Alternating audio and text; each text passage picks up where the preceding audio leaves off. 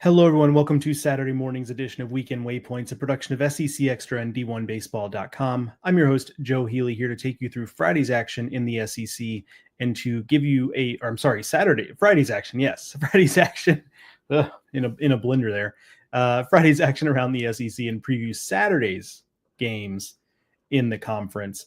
Really busy Friday. Couple of double headers, kind of extending the day of SEC games. But a lot happening, a lot to go over. First things first, apologies for a pre-recorded episode today. That was not my plan, but my schedule changed. You can blame the bad weather here in the Midwest. After covering Oklahoma and Mizzou the last couple of days, I'm driving to Lawrence, Kansas tomorrow morning to cover KU and Kansas State's rivalry series. As I mentioned earlier this season, I'm kind of helping out and doing some non-SEC coverage for the site here and there. And so I'm headed there from St. Louis, but the first pitch is at noon in Lawrence. And so it's about a 4-hour drive. You can do the math there. Joe's got to get out pretty early tomorrow morning. So pre-recording. So my apologies for that ahead of time, but hopefully this will tide Joe over, and I'll be back with a live show Sunday morning to recap what will be almost everything at that point. Only 2 series were Friday through Sunday this week. So by the time I come at you live tomorrow morning, we will have all but 2 series results from the weekend that was in the SEC. All right, let's start off as we always do by getting to the game of the day. And that was LSU 4, Alabama 3.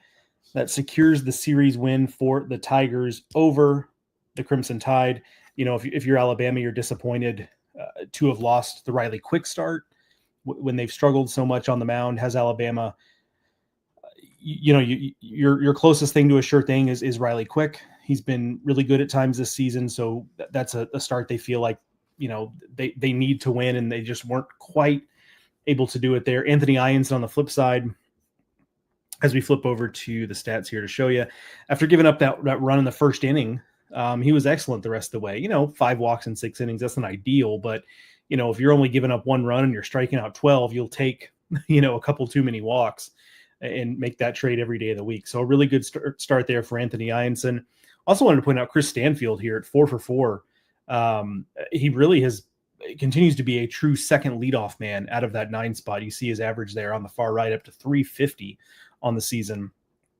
Really, really good stuff from him. He's been scalding hot. As you might see with Zach Cowan's line down there under the pitching stats, Alabama got to him about as well as anybody has this season, but Cowan was able to buckle down, get the final outs.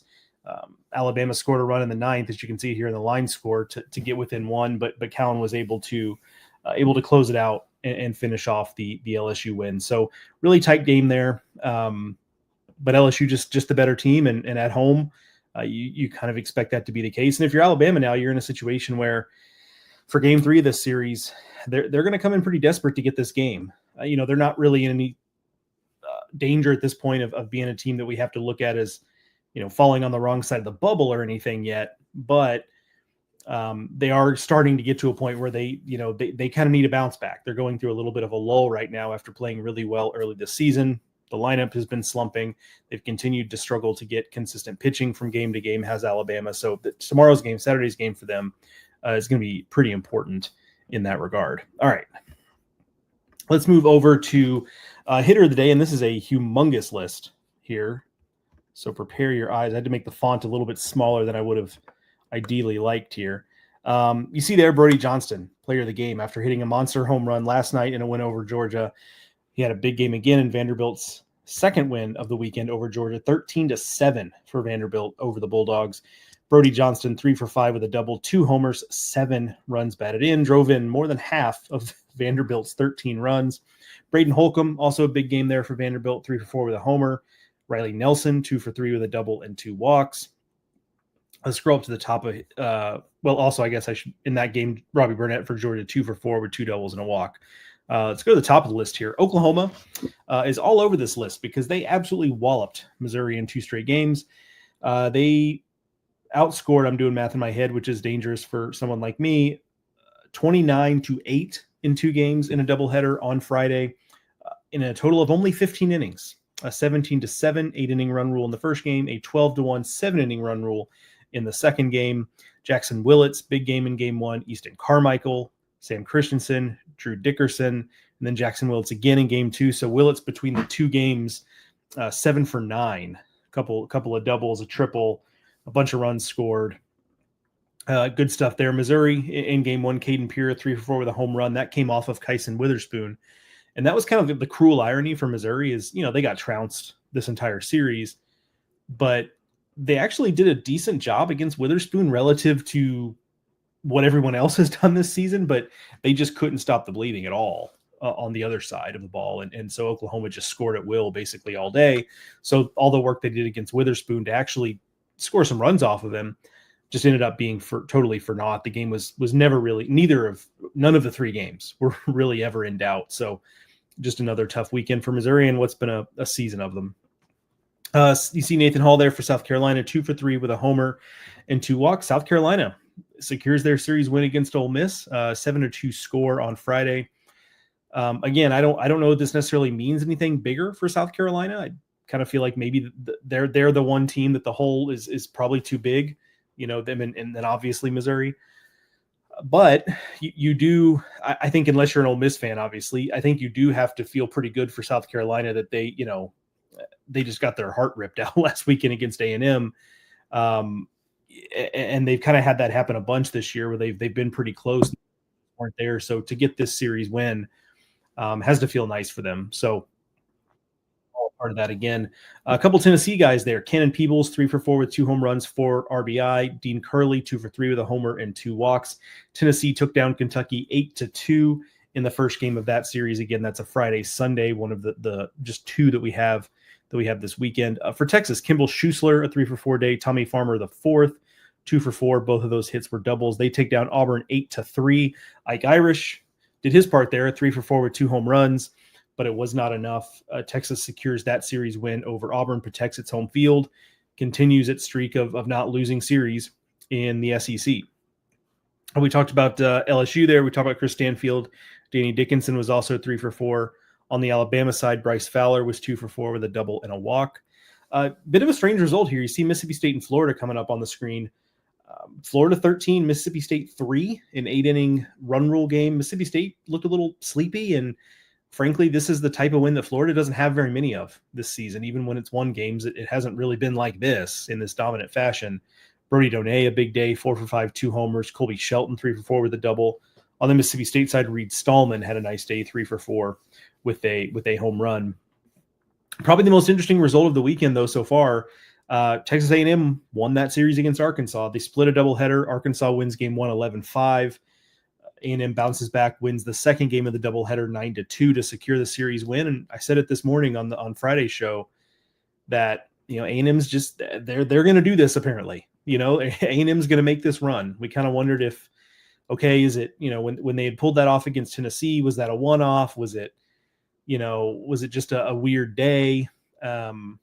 But maybe it turns out it was just the catalyst they needed, because ever since then they've been a totally different team, and we just have to adjust our perceptions of that. Like this at this point, this is not just a fluke. We cannot just wave this off as just some weird thing that's happening. Like this still a flawed team in some ways, right? Like Ryan Prager hasn't been exactly what they expected, and you prefer to have Gavin Grahovac, right? And so they're, it's not a perfect situation, but they're winning ball games. And at the end of the season, I think if they continue on this trajectory, they're going to have one of the stranger resumes where they're 1-8 against Vanderbilt, Alabama, Kentucky, and those teams aren't bad, but they're 1-8 against those teams, but also are going to have series wins against Tennessee and Arkansas, who I presume are going to finish top 5, top 7, something like that in the regular season, and perhaps higher.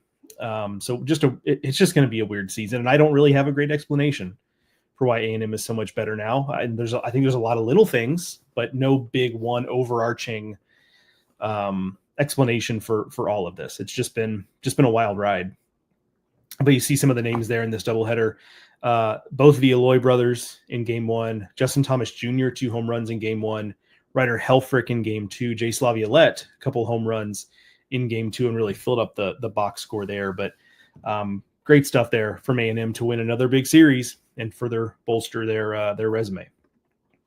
All right, we'll close out of here. We will go to the pitchers, flip over here.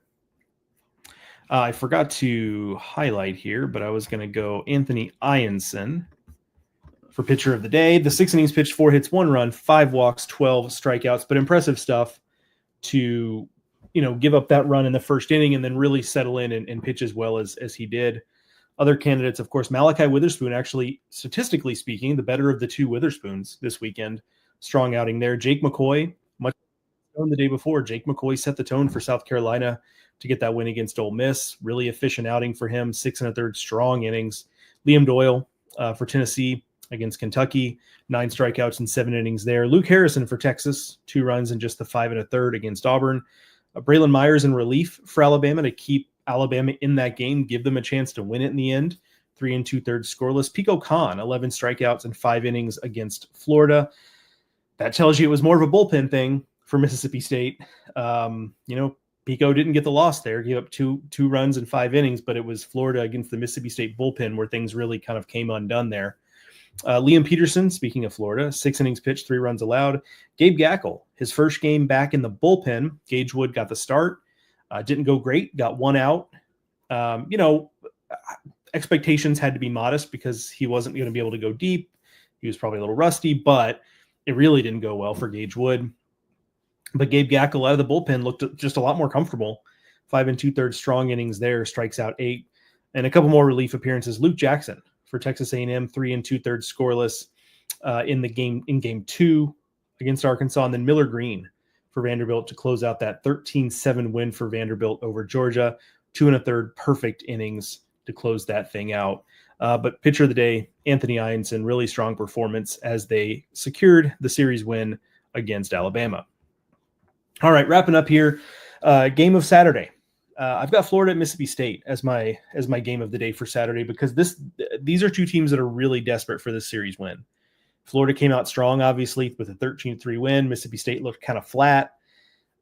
Can Mississippi State kind of get the ship righted this weekend? Again, this happened a couple times this season for State where it's a good Pico Khan start and you don't win. And that's tough when Pico Khan is far and away your best starting pitcher, most consistent starting pitcher anyway. So that's disappointing for Mississippi State, but can they get back on the horse there? Aiden King on the mound for Florida, Evan Sierra on the mound for Mississippi State. Big series for both teams. It's again, 2 teams that have dug themselves a hole in SEC play. Both feel like this is a winnable series in the right. It's for both teams. This is a winnable series. And if they want to be serious about getting back into the mix, it's a series that they feel like they should win. And I think they're probably right about that, to be honest. So really kind of interested in the Mississippi State side of this because now they're going to have to win 2 straight to win the series. And can they do that? That's going to be the question. All right, folks. Again, sorry for the pre-recorded show. Schedule is what it is. Try to do that as rarely as possible because I love the interaction. I love the comments, the questions, all that stuff on a daily basis here on Weekend Waypoints. So if you got a question, save it up. I'll be back Sunday morning. We'll do it live again. And I'll be happy to answer some questions, take some comments, do all that fun stuff Sunday morning as we wrap up another weekend of Weekend Waypoints. All right, folks, enjoy the baseball on Saturday. I know I'm looking forward to it, and I will talk to you again Sunday morning. Take care.